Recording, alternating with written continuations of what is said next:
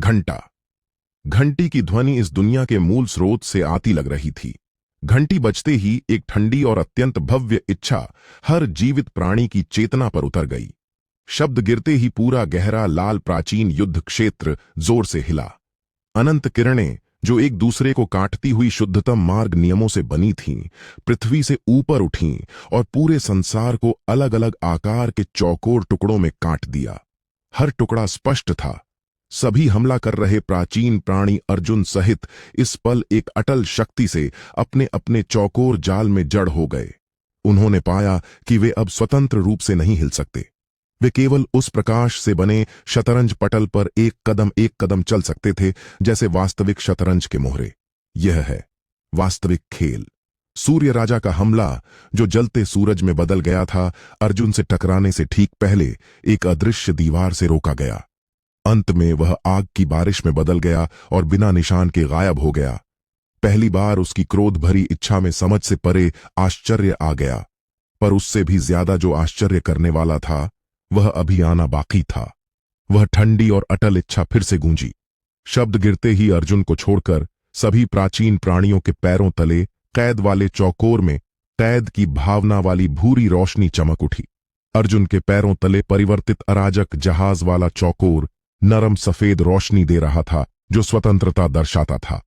पूरे शतरंज पटल पर वह अकेला था जो पहले स्वतंत्र रूप से चल सकता था। पल भर में सभी लालच, अत्याचार और हत्या की भावना वाली दृष्टियां फिर से अर्जुन पर केंद्रित हो गईं। पर इस बार उन आंखों में कुछ और था, पागलपन भरी ईर्ष्या। अर्जुन ने धीरे से सिर उठाया। वह उन जाल में फंसे मोहरों को देखा जो गुस्से से उसे घूर रहे थे। फिर अपने हाथ में हल्का प्रकाश दे रहे कांस्य दिशा सूचक को देखा। उसके होंठों पर ठंडी मुस्कान धीरे से फैली। उसने न भागने का फैसला किया, न ही किसी कमजोर दिखने वाले शत्रु पर हमला करने का। उसने परिवर्तित अराजक जहाज को शतरंज पटल की लाइनों पर धीरे से केंद्र की ओर चलाया। वहां बादलों तक ऊंचा विशाल सिंहासन था जो पूरी तरह हड्डियों से बना था। वह सफेद हड्डियों की सीढ़ियों पर एक एक कदम चढ़ा।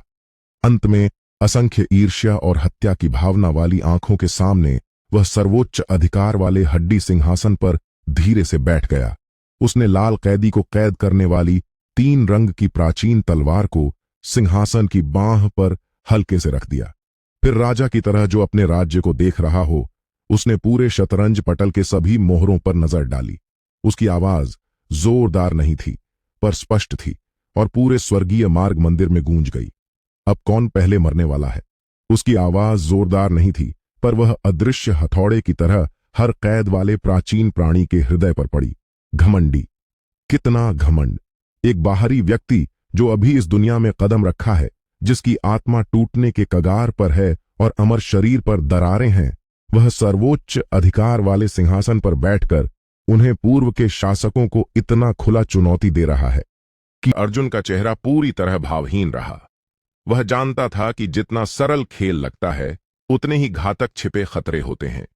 जल्दबाजी में हमला केवल अज्ञात खतरे में धकेल देगा। अज्ञात की खोज राजा को सबसे पहले करनी चाहिए।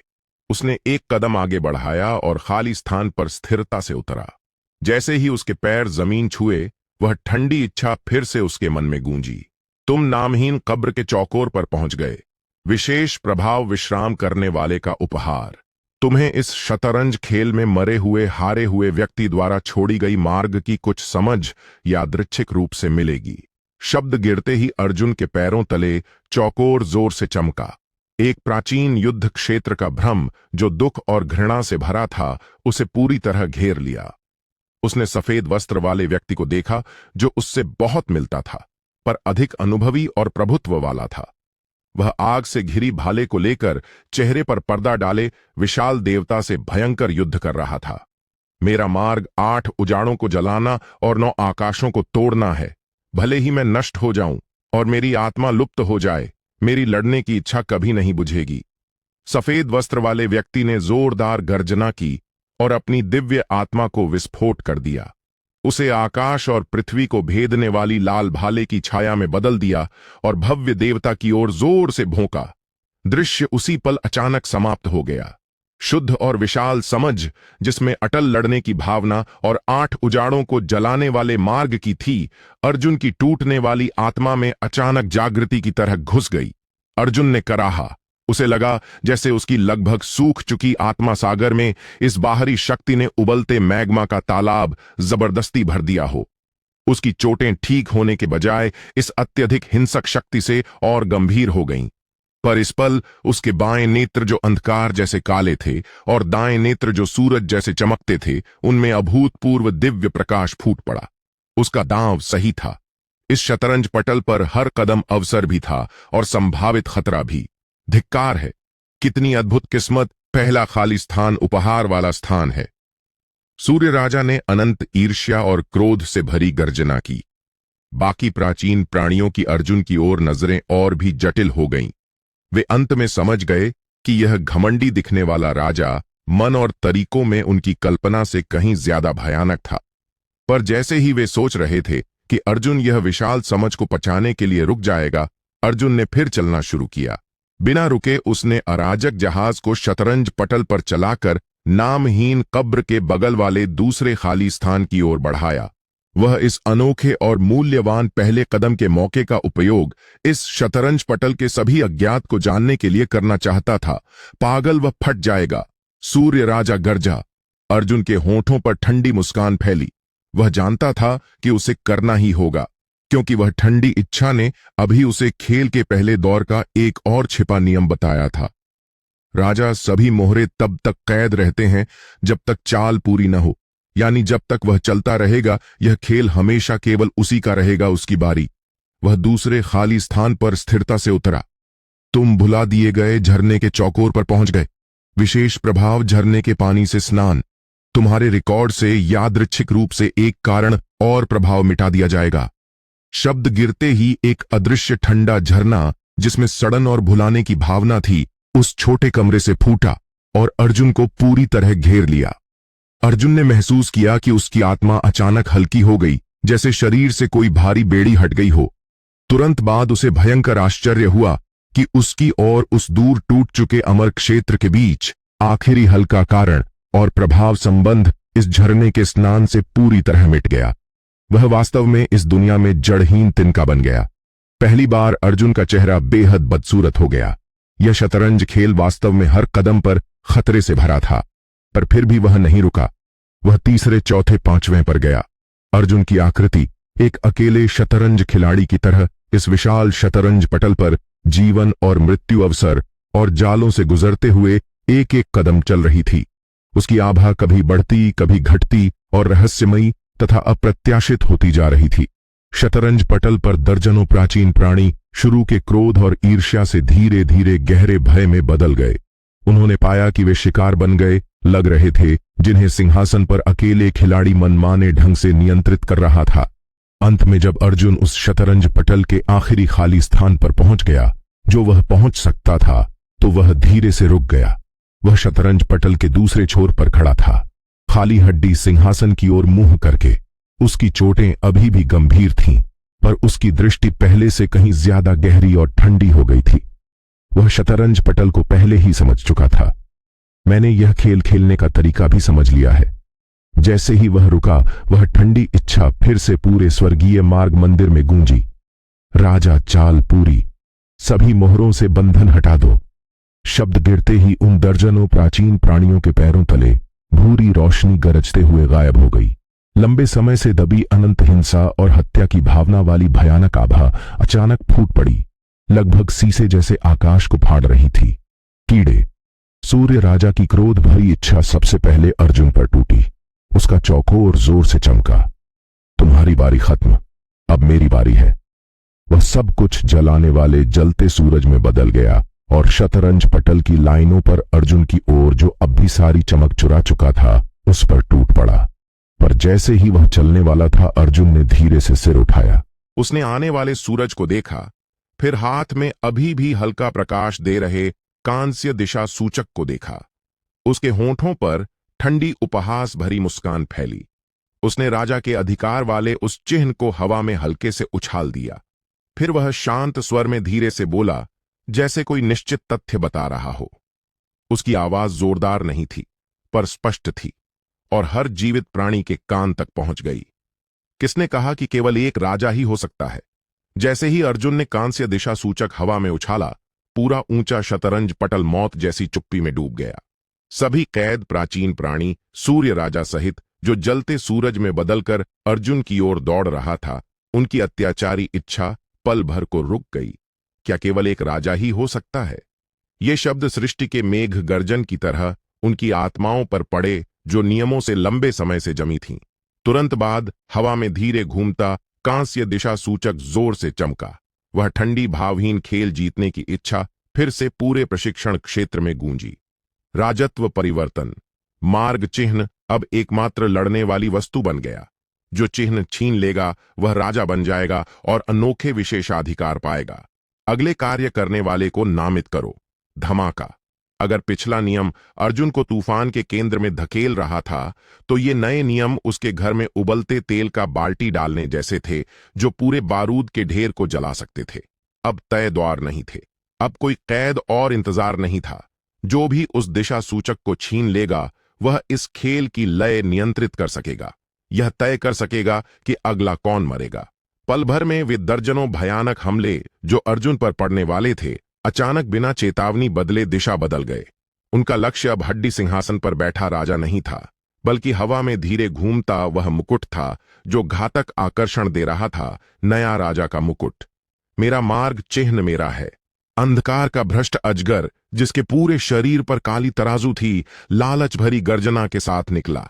उसका विशाल शरीर अपने चौकोर में जोर से पटका और काले बिजली की लकीर बनकर शतरंज पटल के नियमों को नजरअंदाज करते हुए कांस्य दिशा सूचक की ओर जोर से लपका। पर जैसे ही वह दिशा सूचक को छूने वाला था, उससे तेज और प्रभुत्व वाली आग की धारा पहले ही उसके किनारे से टकरा गई। यहां से हट जा कीड़ा!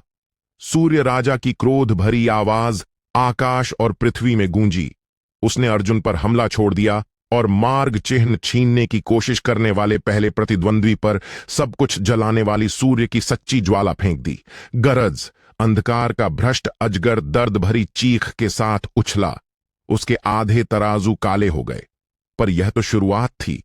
हे सूर्य राजा, अगर तुम मांस खाने वाले हो तो हमें भी थोड़ी सूप तो दो। अनंत बदला लेने वाले आत्माओं से बने भूरे कोहरे के अंदर पीला हड्डी का पंजा फिर बढ़ा। इस बार सूर्य राजा की पीठ को निशाना बनाकर मौत को आमंत्रण। सूर्य राजा गरजा और जलती दिव्य कोड़े से पीले हड्डी के पंजे पर जोर से मारा। भ्रम, अभूतपूर्व अराजकता। केवल अर्जुन द्वारा फेंके गए एक चारा के कारण यह समूह, जो अनंत समुद्र में क्षेत्र पर राज करने वाला प्राचीन प्राणी था, पूर्व के शतरंज खिलाड़ी, पूरी तरह अपना भेष उतारकर सबसे खूनी और प्राचीन आंतरिक लड़ाई में फंस गए।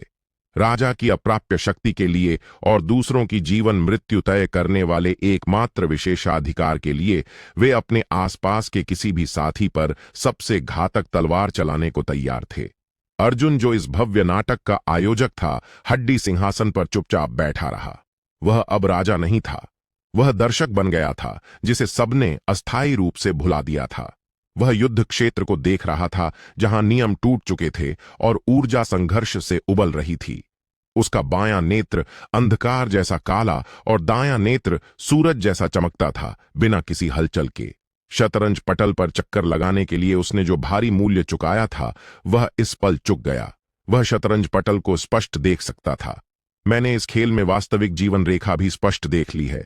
उसने धीरे से दायां हाथ उठाया, जो सृष्टि की सुनहरी रोशनी से लिपटा था, और सिंहासन की बांह पर रखी 3 रंग की प्राचीन तलवार को हल्के से सहलाया, जिसमें लाल कैदी कैद था।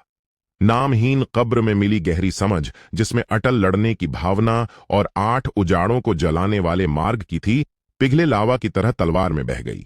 भिन्न भिनाहट। 3 रंग की प्राचीन तलवार अनंत लड़ने की भावना से भरी गहरी गूंजती ध्वनि निकाली। अर्जुन की दृष्टि अनंत अराजकता को भेद कर सबसे चमकदार और प्रभुत्व वाली आकृति पर पड़ी। सूर्य राजा। यह प्राणी शुरू से ही उसके प्रति सबसे गहरी शत्रुता रखता था। यह भयानक शासक था, जिसकी शक्ति इन मोहरों में निश्चित रूप से शीर्ष 3 में थी। इस पल वह 3 विरोधियों से लड़ रहा था। 3 सिर 6 भुजा वाला राक्षस देव, एक बदला लेने वाले आत्माओं को नियंत्रित करने वाला हड्डी का पंजा और एक और प्राचीन प्राणी जिसका चेहरा छिपा था। सूरज जल रहा था, आकाश जला रहा था, समुद्र उबाल रहा था। हर टकराव से पूरा स्वर्गीय मार्ग मंदिर जोर से हिल जाता था। वह बहुत मजबूत था, पर ठीक उसी वजह से वह सबका कांटा बन गया था। अर्जुन के होंठों पर ठंडी मुस्कान धीरे से फैली। वह जानता था कि उसका मौका आ गया है। वह सफेद हड्डी सिंहासन से धीरे से उठा। उसकी गति बहुत हल्की और धीमी थी, पर युद्ध क्षेत्र की अराजकता के बीच भी कुछ तेज दिमाग वाले उसे देख गए। वह चल पड़ा। वह क्या करने वाला है? क्या वह अराजकता का फायदा उठाकर मार्ग चिन्ह छीनने वाला है? कई इच्छाएं तुरंत सतर्क हो गईं, पर अर्जुन सबसे जोरदार लड़ाई वाले युद्ध क्षेत्र के केंद्र की ओर नहीं गया। उसने उस प्राचीन अराजक जहाज को शतरंज पटल की लाइनों पर युद्ध क्षेत्र की किनारी की ओर धीरे से चलाया। वहां एक मामूली मोहरा भी चौकोर में कैद था। वह शुभ पशु था, जो पूरी तरह सफेद था, हिरण जैसा दिखता था, पर सिर पर भव्य मूंगा जैसे सींग थे। इस हिंसा और हत्या से भरे युद्ध क्षेत्र में उसकी उपस्थिति बिल्कुल बेमेल लग रही थी। उसकी आंखों में भय और लाचारी भरी थी। अर्जुन का अराजक जहाज उसके सामने स्थिर होकर रुक गया। तुम क्या करने वाले हो? शुभ पशु की इच्छा कांप रही थी। अर्जुन ने उसे जवाब नहीं दिया। उसने बस अपने हाथ में 3 रंग की प्राचीन तलवार को धीरे से उठाया। फिर असंख्य आश्चर्य और भ्रम वाली आंखों के सामने एक तलवार नीचे काट दी। उसमें कोई धरती हिलाने वाली शक्ति नहीं थी, न ही दुनिया नष्ट करने वाले नियम थे। केवल एक शुद्ध तलवार की रोशनी, जिसमें मार्ग तोड़ने की भावना थी, चमकी और गायब हो गई। क्लिक! एक हल्की ध्वनि। शुभ पशु को कैद करने वाली भूरी रोशनी वास्तव में अर्जुन की तलवार से कट गई। तुम! शुभ पशु पूरी तरह स्तब्ध रह गया। लड़ रहे बाकी प्राचीन प्राणी भी अपने काम रोककर इस दृश्य को अविश्वास से देखने लगे। क्या वह वास्तव में अपने मूल्यवान मौके का उपयोग सबसे कमजोर और हानिरहित मोहरे को बचाने के लिए कर रहा था? पर अर्जुन के अगले शब्दों ने हर किसी की रीढ़ में ठंडक पहुंचा दी, जैसे वे बर्फ की गुफा में गिर गए हों। उसने स्वतंत्रता पा चुके शुभ पशु को देखा। उसकी आवाज शांत थी, पर वह इस दुनिया का एकमात्र नियम लग रही थी। अब तुम्हारी बारी है। शब्द गिरते ही वह ठंडी शतरंज खेलने वाली इच्छा वास्तव में पूरे प्रशिक्षण क्षेत्र में फिर से गूंजी। क्या? पूरे युद्ध क्षेत्र में मौत जैसी चुप्पी छा गई। राजत्व वास्तव में स्थानांतरित किया जा सकता है। शुभ पशु, जिसे बाईजे कहा जाता था, भी पूरी तरह स्तब्ध रह गया। उसने अर्जुन को देखा, फिर अपने पैरों तले नरम सफेद रोशनी वाले चौकोर को देखा। उसकी आंखों में अविश्वास भरा था। अर्जुन बस चुपचाप उसे देख रहा था। उसकी आंखें ठंडी थीं। शुरू से ही उसने कभी राजा बनने का इरादा नहीं रखा था। उसे जो करना था वह राजा तय करने वाला बनना था, खेल का खिलाड़ी। उसने 3 रंग की प्राचीन तलवार को तिरछा करके उस सूर्य राजा की ओर इंगित किया, जो 3 शक्तिशाली आकृतियों से भयंकर लड़ाई कर रहा था, पर इस धरती हिलाने वाले घटनाक्रम से पल भर को स्तब्ध रह गया था। उसकी आवाज जोरदार नहीं थी, पर स्पष्ट थी और शुभ पशु के कान तक पहुंच गई। उसे चलने दो। वह शांत, उसे चलने दो। इस हड्डियों और नियमों से बने ठंडे शतरंज पटल पर प्राचीन आदेश की तरह गूंजा। मौत जैसी चुप्पी, पूर्ण चुप्पी। इस पल लड़ रहे और सत्ता के लिए होड़ करने वाले सभी प्राचीन प्राणियों की अत्याचारी इच्छा पल भर को जड़ हो गई। वे सब अपनी भ्रमित दृष्टियां उस कांपते शुभ पशु बाईजे की ओर घुमाईं, जिसे अभी राजा का अधिकार मिला था। बाईजे की शुद्ध आंखों में अनंत भय और भ्रम भरा था। उसने अर्जुन को देखा, फिर सूर्य राजा को, जो जलते सूरज में बदल चुका था, और उसकी आभा उसे अरबों बार भाप बना सकती थी। और इस अचानक मोड़ को समझ नहीं पाया, पर राजा की इच्छा पर सवाल नहीं उठाया जा सकता। अर्जुन के बोलते ही लगभग उसी पल वह ठंडी शतरंज खेलने वाली इच्छा ने नए राजा के पहले आदेश को फेथफुली पूरा किया। भिन्न भिनाहट। सूर्य राजा को कैद करने वाली भूरी रोशनी गरजते हुए गायब हो गई। गरज। लंबे समय से दबी अनंत क्रोध, जो तारे जला सकता था, इस पल फूट पड़ा। सूर्य राजा की क्रोध भरी इच्छा ठोस आग में बदल गई और उसके पूरे चौकोर को सुनहरे आग के समुद्र में बदल दिया। कीड़े। उसकी भव्य और गरिमामयी आवाज आकाश और पृथ्वी में गूंजी। उसमें उपहास का चरम अपमान और हिंसक हत्या की भावना भरी थी। तुमने मुझे सफलतापूर्वक क्रोधित कर दिया। बिना किसी हिचकिचाहट के उसका मूल से बना जलता सूरज, जो सब कुछ जला सकता था, शतरंज पटल की लाइनों पर हड्डी सिंहासन पर बैठे उस व्यक्ति की ओर, जो इस भव्य नाटक का आयोजक था, बिना रुके दौड़ा। उसने इस हमले में अपनी पूरी शक्ति लगा दी। वह इस गद्दार को, जो उसे खेलने की हिम्मत कर रहा था, और उस हास्यास्पद सिंहासन को ब्रह्मांड की सबसे नीची धूल में बदल देगा। पूरी शतरंज पटल उसके पागलपन भरे कदमों से जोर से हिल रही थी। बाकी प्राचीन प्राणी सब पीछे हट गए। वे भयभीत थे कि देवता के क्रोध के प्रभाव में न फंस जाएं। उनकी आंखों में खुशी भरी थी। उनकी नजर में अर्जुन अब निश्चित मर चुका था। वह मूर्ख शुभ पशु ने वास्तव में उसके आदेश का पालन किया और इस खेल में सबसे शक्तिशाली पागल को छोड़ दिया। पर हड्डी सिंहासन पर अर्जुन बस चुपचाप उसकी ओर बढ़ते सूरज को देख रहा था। उसके नेत्र बाएं अंधकार जैसे काले और दाएं सूरज जैसे चमकते थे। उनमें कोई भाव नहीं था, केवल ठंडी उदासीनता, जैसे वह पहले से लिखी गई नाटक देख रहा हो। वह सिंहासन से धीरे से उठा। वह न भागा न बचाव किया। उसने बस उस प्राचीन अराजक जहाज को चलाया और सूरज से टकराने से ठीक पहले शतरंज पटल पर एक चौकोर बगल की ओर बढ़ गया। वह खाली स्थान था। पागलपन। सूर्य राजा गरजा और विशाल सूरज चक्र हवा में जबरदस्ती दिशा बदला, जैसे कोई पुरानी बीमारी हो, और फिर से अर्जुन के नए स्थान पर टकराया। अर्जुन फिर भी नहीं हिला और न बचने की कोशिश की। वह फिर बढ़ा और दूसरे खाली स्थान पर कदम रखा। एक पीछा कर रहा था, दूसरा भाग रहा था। दर्जनों उपहास और व्यंग्य वाली आंखों के सामने अर्जुन की आकृति डरे हुए यात्री की तरह लग रही थी, जो बाघ से पीछा किया जा रहा हो और इस विशाल शतरंज पटल पर हताशा से भाग रहा हो। उसके पास कोई उपाय नहीं बचा। हां, मैंने सोचा था कि उसके पास कोई अद्भुत चाल है, पर पता चला वह केवल दिखावा कर रहा था। सूर्य राजा उसे कुचल दो। आकाश में खुशी भरी इच्छाएं आपस में गुथ गईं, पर उन्होंने ध्यान नहीं दिया।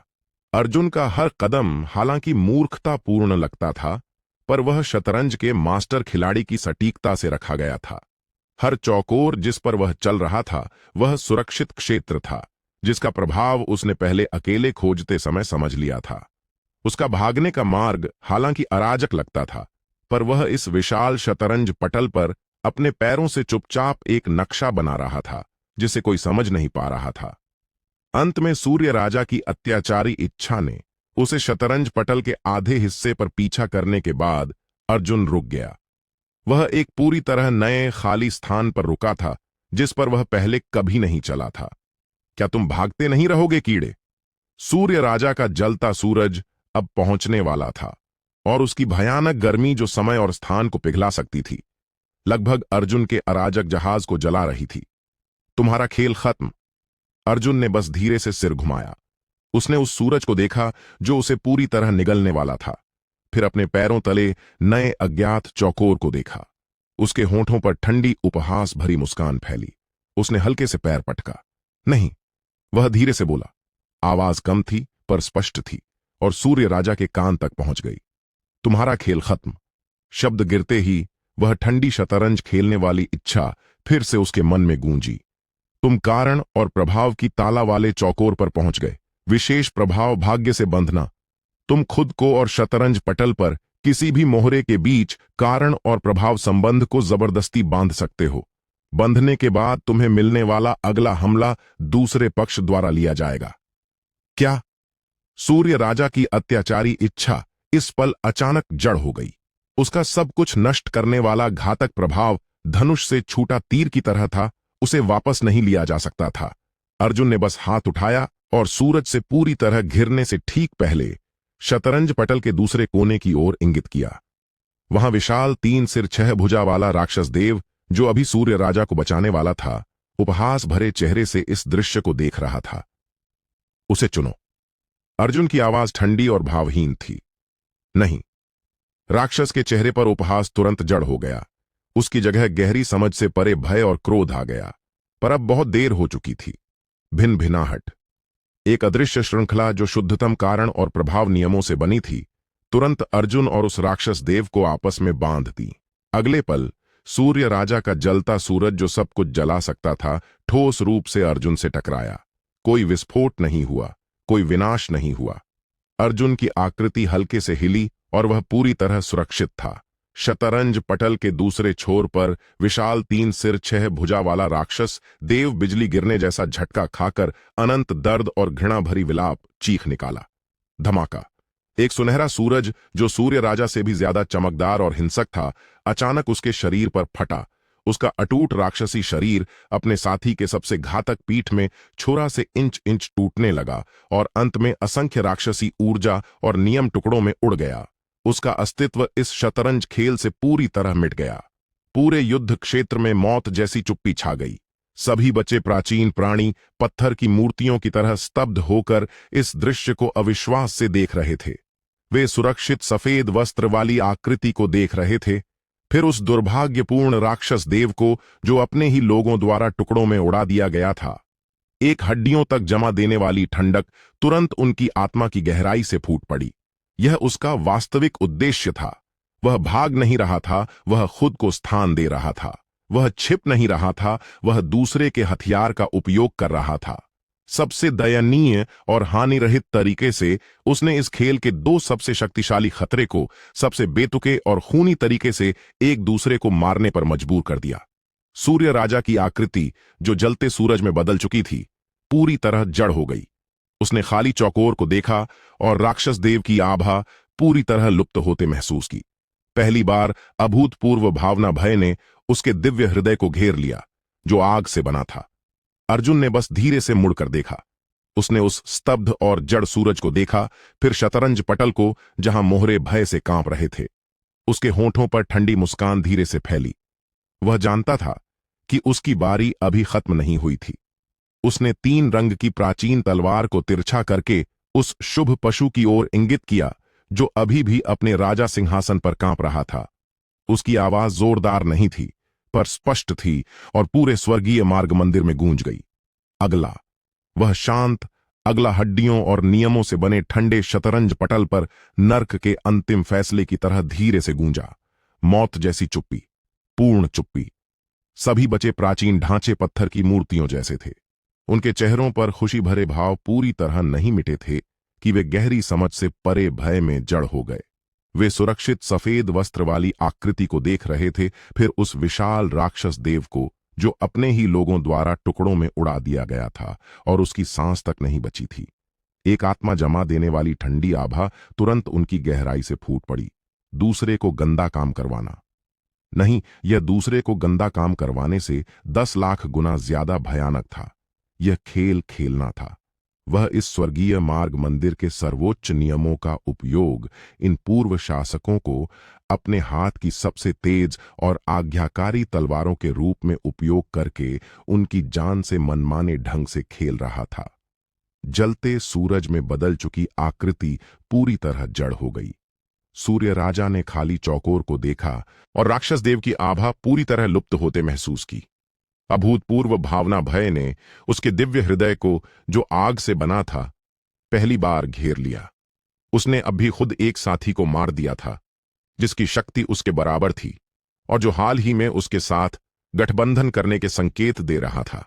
इस सब की शुरुआत करने वाले व्यक्ति ने शुरू से अंत तक एक भी कदम नहीं उठाया था। वह केवल घूम रहा था। फिर उसने उस अभागे को इंगित किया। नहीं, पहली बार सूर्य राजा की भव्य और गरिमामयी इच्छा खुली तीव्रता से कांपी।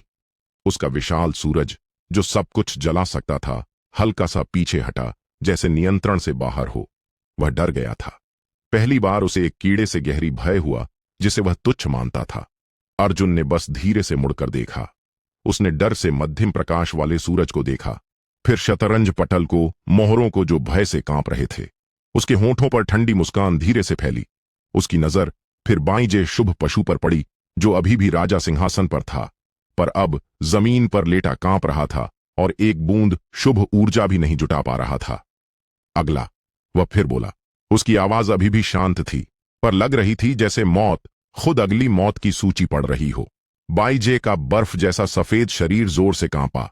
उसकी शुद्ध आंखों में अनंत विनती और भय भरा था। वह अब राजा नहीं बनना चाहता था। यह सिंहासन शक्ति का स्रोत नहीं बल्कि सबसे घातक श्राप था। हर बार जब वह अर्जुन के आदेश का पालन करता था तो इसका मतलब था कि उसे खुद एक साथी को, जो पहले उसके जैसा कैद था, गिलोटिन पर भेजना पड़ता था। पर राजा की इच्छा पर सवाल नहीं उठाया जा सकता। शतरंज के नियम ठंडे और निर्दयी थे। अर्जुन की दृष्टि पीछे हटते सूरज से हटी, अंधकार के भ्रष्ट अजगर पर जो काली तराजू से ढका था, अनंत बदला लेने वाले आत्माओं से बने भूरे कोहरे पर, और अंत में उस कोहरे में हल्के दिखने वाले पीले हड्डी के पंजे पर रुकी। अब तुम्हारी बारी है। अर्जुन की आवाज ठंडी और भावहीन थी। नहीं, भूरे कोहरे से भय और घृणा भरी इच्छा निकली। बाईजे, तुम हिम्मत कैसे कर सकते हो? मैं नरक हड्डी का स्वामी हूं। अगर तुम मुझे निशाना बनाओगे तो जब मैं मुक्त हो जाऊंगा तो तुम्हारी आत्मा को नरक रक्त समुद्र में कैद कर दूंगा, ताकि तुम कभी पुनर्जन्म न ले सको। वे पीले हड्डी के पंजे जोर से हिल रहे थे और अदृश्य चौकोर बंधनों से मुक्त होने की कोशिश कर रहे थे। पर बाईजे की आंखों में अब केवल अनंत निराशा थी। वह जानता था कि उसके पास कोई विकल्प नहीं था। लाल किरण जो सबको अलग करती थी और मार्ग नियमों से बनी थी, जोरदार गरज के साथ टूट गई। सभी को कैद करने वाला जाल भी गायब हो गया। इस पल पूरा स्वर्गीय मार्ग मंदिर पूरी तरह नियम और बंधनों से मुक्त खूनी जेल में बदल गया। लंबे समय से दबी अनंत हिंसा और हत्या की भावना वाली भयानक आभा बिना किसी बाधा के फूट पड़ी। मारो! सूर्य राजा सबसे पहले जोरदार गर्जना छोड़कर निकला। उसका जलता सूरज 10 गुना ज्यादा चमका और बिना किसी रोक के उन नियमों को अकेले नष्ट करने वाले अपराधी की ओर दौड़ा। थोड़ी देर के आश्चर्य के बाद बाकी प्राचीन प्राणी सब लालच और पागलपन भरी गर्जना के साथ निकले। वे जानते थे कि यह उनका आखिरी मौका था। अर्जुन को मारो और उसके सभी रहस्य छीन लो। सभी को मारो और इस खूनी जेल में अकेला बचे। पल भर में अर्जुन फिर से सबका सार्वजनिक शत्रु बन गया। पर अर्जुन का चेहरा चारों दिशाओं से आने वाले हमलों के सामने, जो पहले से 100 गुना ज्यादा भयानक थे, पूरी तरह शांत रहा। उसने बस धीरे से सिर उठाया और लगातार ढहते शीशे जैसे आकाश को देखा। उसके होंठों पर ठंडी उपहास भरी मुस्कान फैली। वह जानता था कि यह वास्तव में चित्रकार जो देखना चाहता था, वह खेल था। उसने अपने हाथ में 3 रंग की प्राचीन तलवार को धीरे से उठाया। उसने तलवार की नोक पहले टकराने वाले सूरज की ओर लक्ष्य किया, जो सब कुछ जला सकता था। उसकी आवाज जोरदार नहीं थी, पर स्पष्ट थी, और अंतिम युद्ध क्षेत्र में गूंज गई, जो जीवित नर्क बनने वाला था। अब यह दिलचस्प होने लगा है। शब्द निकलते ही अर्जुन ने न तो सीधा मुकाबला किया, न बचने की कोशिश की। उसने वास्तव में उस प्राचीन अराजक जहाज को आगे बढ़ाया, पीछे नहीं हटा और दर्जनों भयानक हमलों के सबसे हिंसक टकराव वाले तूफान के केंद्र में सक्रिय रूप से घुस गया। मौत को आमंत्रण। सूर्य राजा क्रोध से गरजा। वह समझ नहीं पा रहा था कि यह कीड़ा इतनी मूर्खतापूर्ण बात क्यों कर रहा है। पर जैसे ही अराजक जहाज पूरी तरह उस ऊर्जा धारा से फटने वाला था जो सब कुछ नष्ट कर सकती थी, अर्जुन ने कदम उठाया। उसने अपने हाथ में 3 रंग की प्राचीन तलवार को हल्के से कांपा दिया। उसने किसी शत्रु पर वार नहीं किया, बल्कि उसने रहस्यमयी और अप्रत्याशित गति से, जैसे हिरण के सींग लटकाना हो, उस हिंसक ऊर्जा क्षेत्र में, जिसमें दर्जनों अलग अलग नियम थे, 17 तलवारें लगातार मारीं।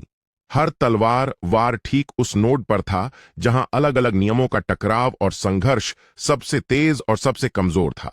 हाड़ों का तीसरा रूप, अराजकता, भिन्न भिनाहट। इस पल तलवार, जिसमें असंख्य हारे हुए लोगों की अटल इच्छा थी, अभूतपूर्व चमकदार प्रकाश फूटा। यह नष्ट नहीं कर रही थी, बल्कि मार्गदर्शन कर रही थी। यह लड़ नहीं रही थी, यह तारों को छेड़ रही थी। वे दर्जनों भयानक हमले जो अर्जुन पर होने वाले थे, 17 तलवार वारों के प्रभाव से पागल बैलों की तरह जो अपने नियंत्रण से बाहर हो गए हों, तुरंत अपना सामान्य लक्ष्य खो दिया और जोर से एक दूसरे से टकरा गए। अंधकार अजगर द्वारा उगली काली विषैली ज्वाला अर्जुन को छूने से पहले 3 सिर 6 भुजा वाले राक्षस देव द्वारा उठाए विनाशकारी तूफान से फट गई। पीला हड्डी का पंजा सूर्य राजा की जलती सूर्य ज्वाला से जल गया। विलाप चीख निकाली और बदहाली में भूरे कोहरे में वापस लौट गया। भ्रम, अभूतपूर्व अराजकता।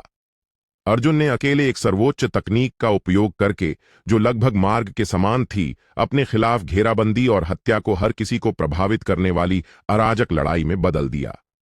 उसने अराजक जहाज को चाकू की धार पर नाचने वाले नर्तक की तरह चलाया। वह उबलते ऊर्जा तूफान में आसानी से घूम रहा था। हर बचाव और हर मोड़ बिल्कुल समय पर था और घातक हमले को दूसरे शत्रु की ओर मोड़ देता था। धिक्कार है, अभी रुको, पहले उसे मारो। सूर्य राजा क्रोध से गरजा और हमले को फिर से संगठित करने की कोशिश की, पर अब बहुत देर हो चुकी थी।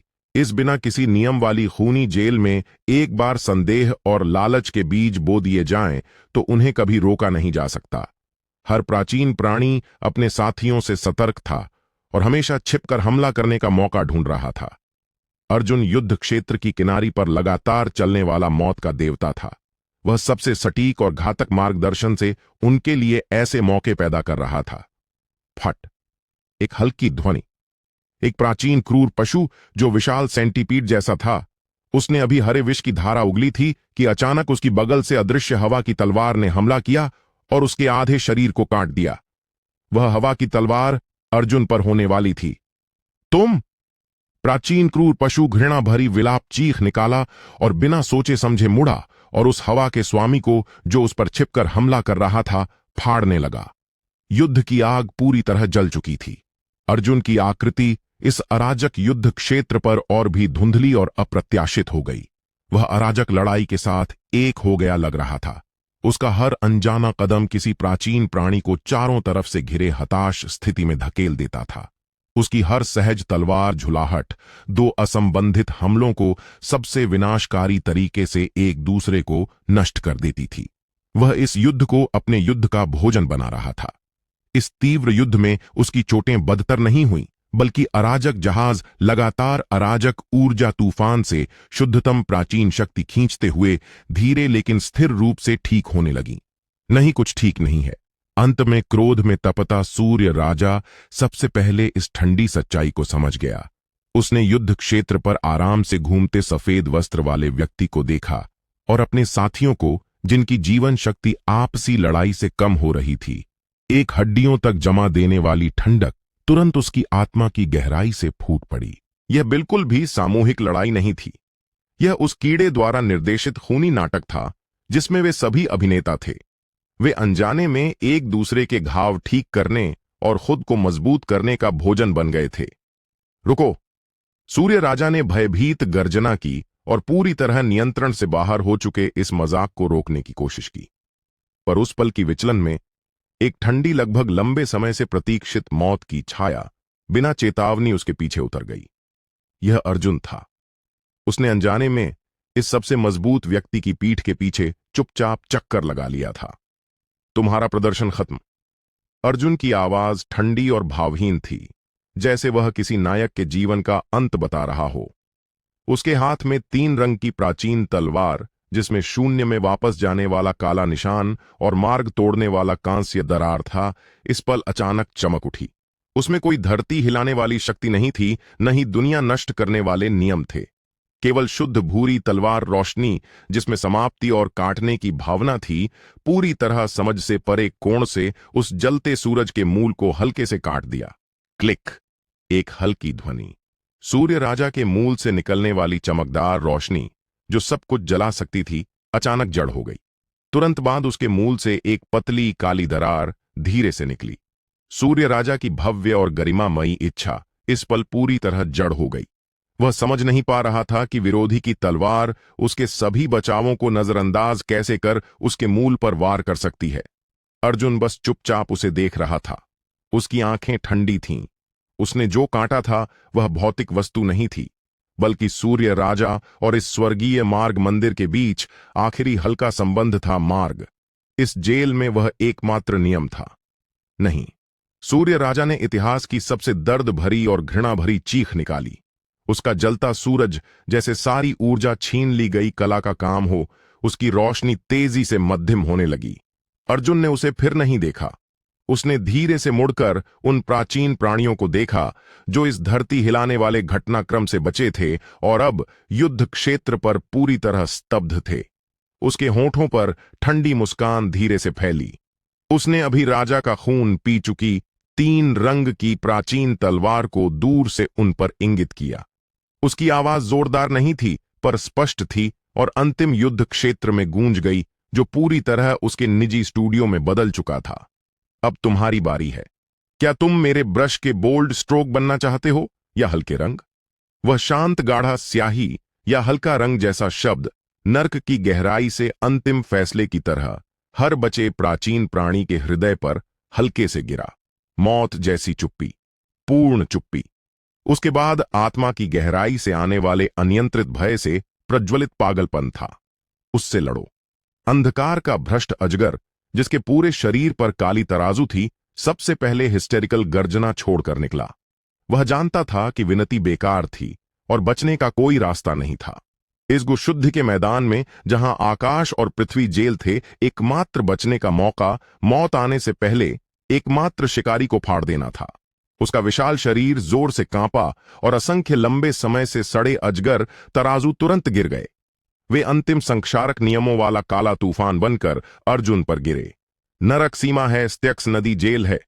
अनंत बदला लेने वाले आत्माओं से बने भूरे कोहरे के अंदर पीला हड्डी का पंजा अब छिपकर हमला नहीं कर रहा था, बल्कि वह 100 गुना बड़ा हो गया। उसकी 5 उंगलियां फैल गईं और सफेद हड्डियों का विशाल पिंजरा बन गया। सभी जीवन को जमा देने वाली ठंडी आभा के साथ वह निर्दयी ढंग से अर्जुन पर गिरा।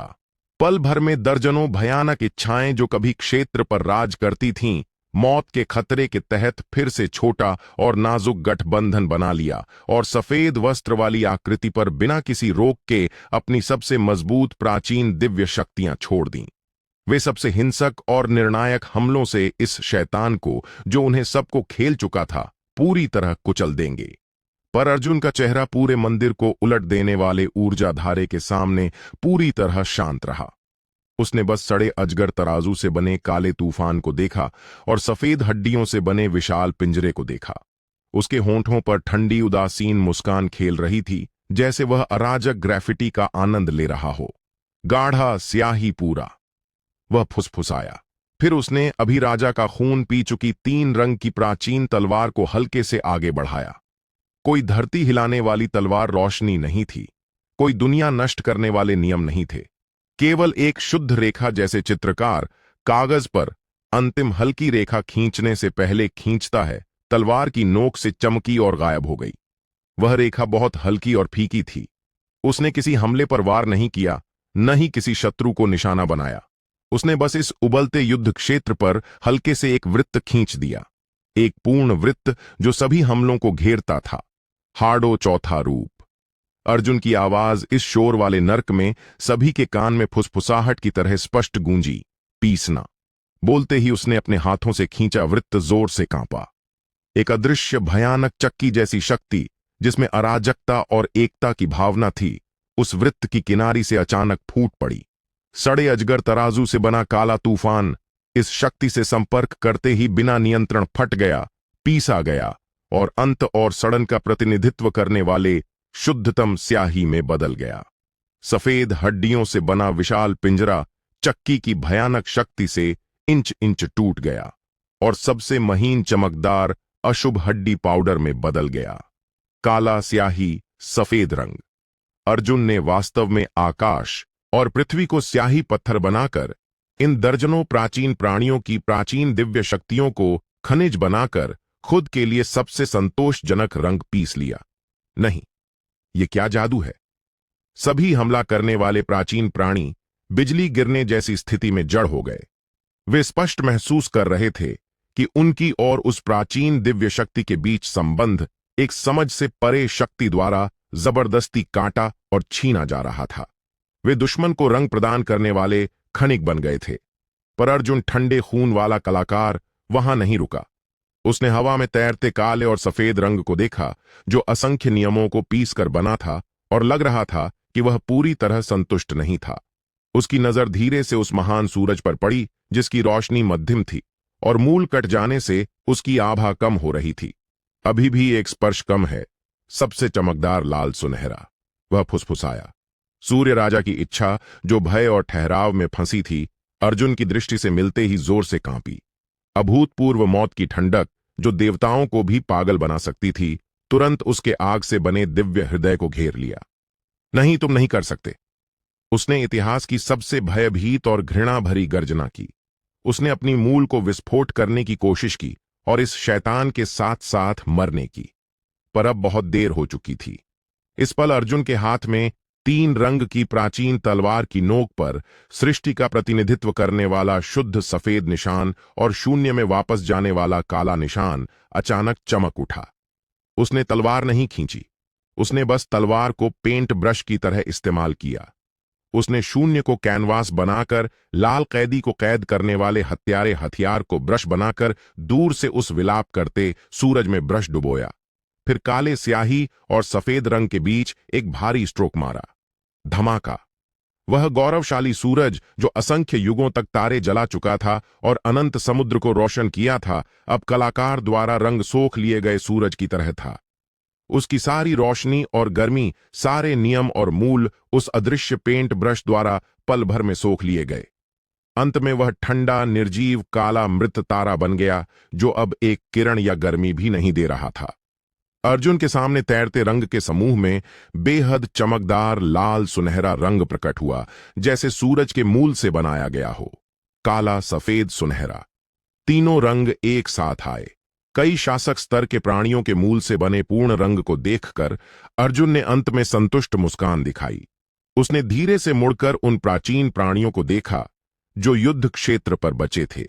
वे भयभीत थे और अब प्रतिरोध की इच्छा भी नहीं जुटा पा रहे थे। उसने 3 रंग की प्राचीन तलवार को हवा में तैरते रंग में हल्के से डुबोया। तलवार की नोक धीरे से अंदर घूम रही थी, जैसे अगली रचना के लिए सबसे पूर्ण रंग मिला रही हो। उसकी आवाज जोरदार नहीं थी, पर स्पष्ट थी और अंतिम युद्ध क्षेत्र में गूंज गई, जो पूरी तरह उसके निजी स्टूडियो में बदल चुका था। अब तुम्हारी बारी है।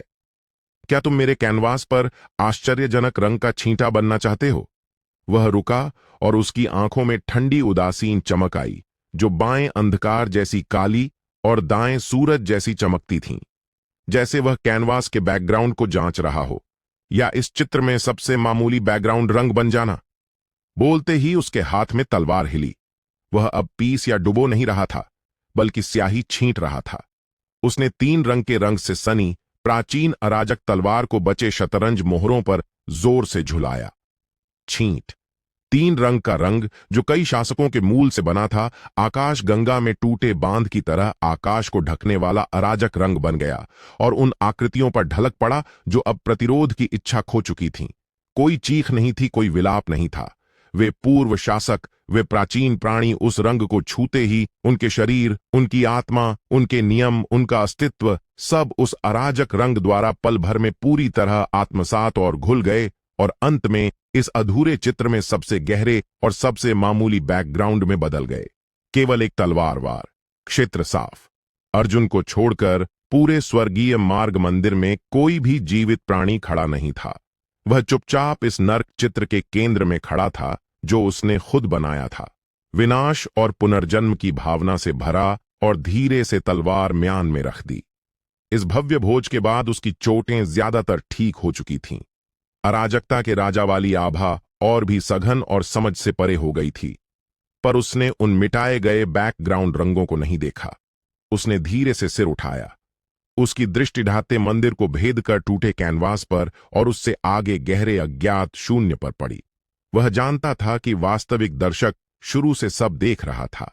तभी वह ठंडी भावहीन इच्छा वास्तव में इस शून्य में लौटने वाले संसार में फिर से गूंजी। पर इस बार उसकी आवाज न तो नियमों की घोषणा थी, न क्रोध भरी गर्जना। यह शुद्ध तालियां थीं, जैसे किसी अद्भुत नाटक के समापन पर तालियां बज रही हों। शब्द गिरते ही अर्जुन के पैरों तले ढहते स्वर्गीय मार्ग मंदिर के सभी नियम टुकड़े और ऊर्जा अवशेष बिना नियंत्रण एक विशाल लगातार घूमते भंवर में बदल गए। भंवर के केंद्र में शुद्ध लाल प्रकाश से बना विशाल द्वार, जो अनंत खून और हत्या की किरणें दे रहा था, धीरे से खुल रहा था। लाल द्वार जो पूरी तरह शुद्ध रक्त और वध से बना था, अर्जुन के अंदर कदम रखते ही अदृश्य होठों की जोड़ी की तरह धीरे से बंद हो गया। समय और स्थान का कोई चक्कर या भ्रम नहीं था। वह महसूस कर रहा था जैसे वह ठंडी खाली जगह से गिरकर गर्म चिपचिपे रक्त के बर्तन में गिर गया हो। जितनी दूर नजर जाती थी, लाल रंग का अनंत विस्तार था। आकाश एक लगातार हिलता हुआ गहरा लाल मांस का गुंबद था, जो असंख्य मोटी धीरे धड़कती नीली काली नसों से ढका था। धरती एक नरम और लचीली लाल कालीन थी, जो फफूंद से बनी थी, जिसमें हर कदम पर चिपचिपा जंग लगा तरल रिश्ता था। हवा खून की उबाऊ बदबू से भरी थी, जो और भी अजीब रासायनिक गंध से मिली थी, जैसे रंग। यह दुनिया नहीं है, यह एक जीवित विशाल चित्रशाला है, जिसमें मांस और रक्त को कैनवास बनाकर रंगा गया है। अर्जुन अराजक जहाज के अगले भाग पर खड़ा था, उसके भौहें सिकुड़ी हुई थीं। वह स्पष्ट रूप से महसूस कर रहा था कि इस दुनिया की हर सांस उसे दूषित करने की कोशिश कर रही थी। लाखों अदृश्य नरम ब्रश की तरह वे लगातार और धीरे से उसके अपने अनोखे अराजक धूसर को इस दुनिया के एकमात्र रोगग्रस्त लाल रंग में रंगने की कोशिश कर रही थीं। हंस। उसका वस्त्र जो अराजक प्रकाश से बना था, वाकई उसके किनारों पर मुश्किल से दिखने वाला लाल रंग का झाला था, और वह दिखने वाली गति से अंदर की ओर फैल रहा था। अर्जुन की आंखें सिकुड़ गईं और उसकी अराजक अमर शक्ति उभर आई, जिसने जबरदस्ती उस झाले को पीछे धकेल दिया। हालांकि उस पल में उनके सामने की लाल कालीन वाली धरती अजीब तरीके से धीरे से उठने लगी। यह कोई राक्षस नहीं निकला था, बल्कि धरती खुद रंग रही थी। असंख्य मांसपेशी हड्डियां और हड्डियां फफूंद कालीन के नीचे से निकल आईं, जो दर्द और निराशा से भरे तरीके से आपस में गुथ गईं, दब गईं और मिल गईं। आखिरकार उस भूमि के केंद्र में वे हजारों फीट ऊंची मूर्ति में एकजुट हो गईं। यह निराशा का टावर था, जो असंख्य विकृत चीखती चेहरों, असंख्य हताशा से पकड़ने वाले हाथों और असंख्य कटे हुए अंगों से बना था, जिनकी उत्पत्ति अब पता नहीं चलती थी। एक अंतहीन पीड़ा से भरा टावर। शुद्ध नकारात्मक भावनाओं की बाढ़, जो देवताओं को भी पागल कर देने के लिए काफी थी, उस मूर्ति से फूट पड़ी और अर्जुन की आत्मा में जोर से घुस गई। इस तरह चित्रशाला पर हमला किया गया था। यह आपके इच्छा शक्ति को सबसे चरम निराशा से दूषित करेगा, आपके नैतिक दिशा सूचक को नष्ट करेगा, और अंत में आपको इस खूनी कैनवास पर एक नया और दयनीय रंग बनने के लिए तैयार करेगा।